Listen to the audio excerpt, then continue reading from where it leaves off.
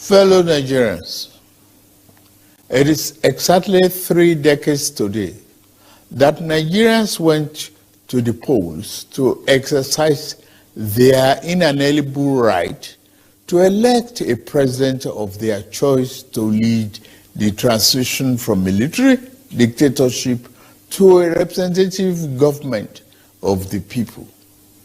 The abortion by the military fiat of the decisive victory of Chief MKO Abiola of the defunct Social Democratic Party in the June 12, 1993 presidential election. Up to that time, the fairest and the freest election in the country's political evolution turned out, ironically, to be the seed that germinated into the prolonged struggle that gave birth to the democracy we currently enjoyed since 1999. In rising to strongly oppose the arbitrary annulment of the will of the majority of Nigerians, as expressed in that historic election, the substantial number of our people who participated in the struggle to annul the election signified their fierce commitment to enthroning democracy as a form of government that best enables the liberty, the dignity of individual and integrity, as well as the stability of the polity. The fierce opposition to the annulment of June 12, 1993 presidential election and unrelenting pro-democracy onslaught it unleashed was the equivalent of the battle against colonial rule by our founding fathers that resulted in the gaining of Nigerian independence in 1960.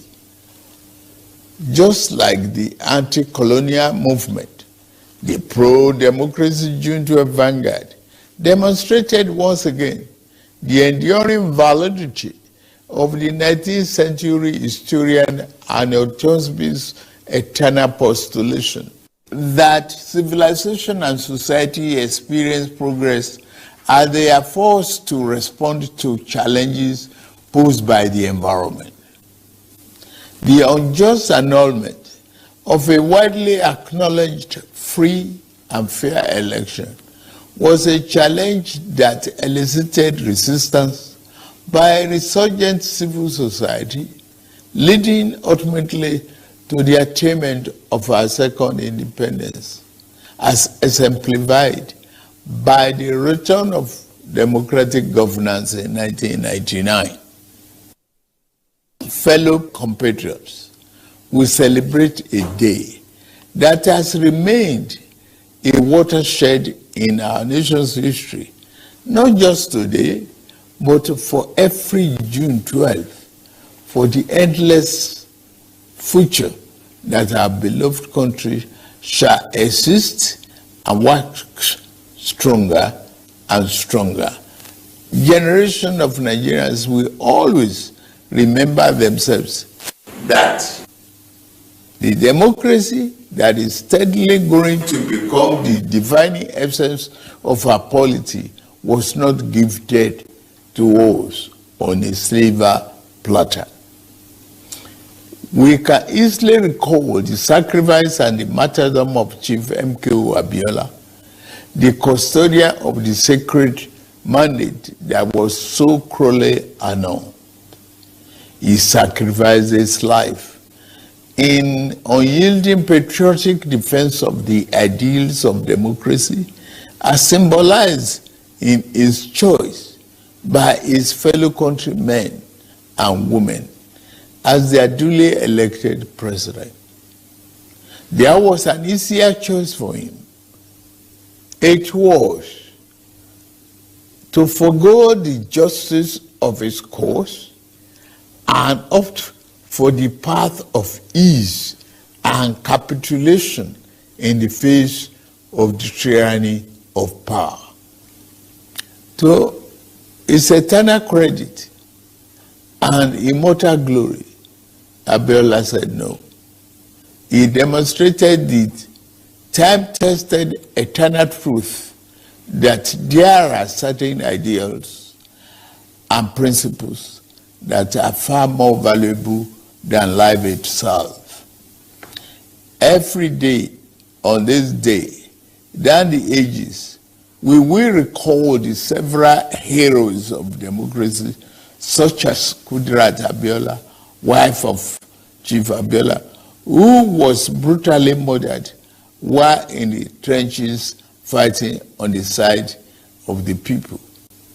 We remember Pat Alfred Rewani, one of the heroes of our independence struggle, and Major General Shehu Musa Yar'Adua, retired, who was silenced by the military junta while in pursuit of democracy.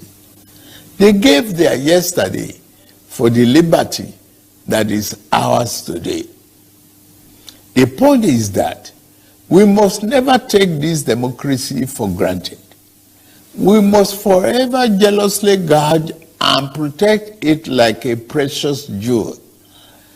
For a people can never truly appreciate the freedom and the right democracy guarantees them until they lose it. We have transferred the dark, thorny part of dictatorship before, and those who experience it can readily testify to the unbridgeable gap between the dignity of freedom and the humiliation and degradation of tyranny. True, yes, rancorous debates, interminable wrangling, ceaseless quarrels, bitter electoral contestations may be perceived by some as the unattractive feature of democracy, but they also testify to its merits and value. This year, we held the 7th in the cycle of elections that have become sacred ritual of our democratic practice in this dispensation since 1999. That the polls were intensely contested is in itself positive evidence that democracy is well and alive in our land. It is only natural that even as those who won and experienced victory in various elections are elated and fulfilled, those who lost are disenchanted and disappointed. But the beauty of democracy is that those who win today can lose tomorrow, and those who lose today will have an opportunity to compete and win in the next rounds of elections. Those who cannot endure and accept the pains of defeat in elections do not deserve the joy of victory when it is their turn to triumph. Above all, those who disagree with the outcome of the elections are taking full advantage of the constitutional provisions to seek redress in court. That is one of the reasons why democracy is the best form of government invented by man. For Chief MKO Abiola, the symbol of this day, in whose memory June 12 became a national holiday, democracy is eternal. It is about rule of law and vibrant judiciary that can be trusted to deliver justice and strengthen institutions. It has become imperative to state here that the unnecessary illegal orders issued to truncate or abridge democracy will no longer be tolerated.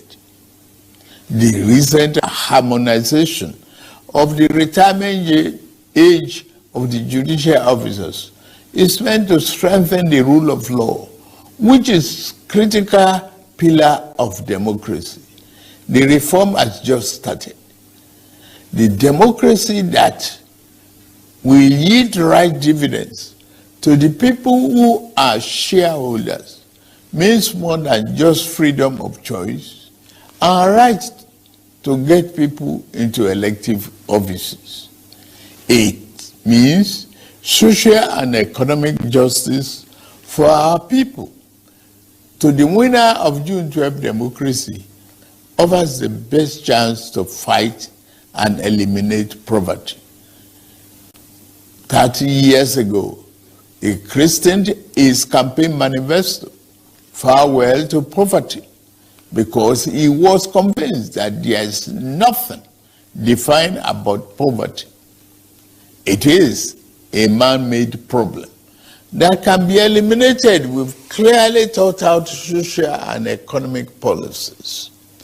It is for this reason that in my inauguration address on May 29, I gave effect to the decision taken by my predecessor in office to remove the fuel subsidy, the albatross, and free up the collective use of much needed resources, which had hitherto been pocketed by a few rich. I admit the decision will impose extra burden on the masses of our people. I feel your pain. This is one decision we must bear to save our country from going under and take our resources away from the stranglehold of a few unpatriotic elements. Painfully, I have asked you, my compatriots, to sacrifice a little more for the survival of our country. For your trust and belief in us, I assure you that your sacrifice shall not be in vain. The government I lead will repay you through massive investment in transportation, infrastructure, education, regular power supply, healthcare, and other public utilities that will improve the quality of lives. The democracy MK Abiola died for is one that promotes the welfare of the people over personal interests of the ruling class, and one where the governed can find personal fulfillment and happiness. That is the hope MK Abiola ignited throughout our country in 1993. On this year's Democracy Day, I enjoy all of us, to rededicate ourselves to strengthening this form of government of free people that has been our guiding light these past 24 years. In particular, those of us who have been privileged to elect into public office at various levels in both the executive and legislative arms of government must recommit ourselves to offering selfless service to the people and delivering concrete democracy dividend in accordance with our electoral promises. On my part and that of my administration, I pledge anew our commitment to diligently fulfilling every component of our electoral pact with the people, the Renew Hope agenda. We shall be faithful to truth, faithful to equity, and faithful to justice. We shall exercise our authority and mandate to govern with fairness, respect for the rule of law, and commitment to always upholding the dignity of all our people. On this note, I wish us a happy Democracy Day celebration and pray that the light of liberty shall never be extinguished in our land. Thank you all, and may God continue to bless the Federal Republic of Nigeria.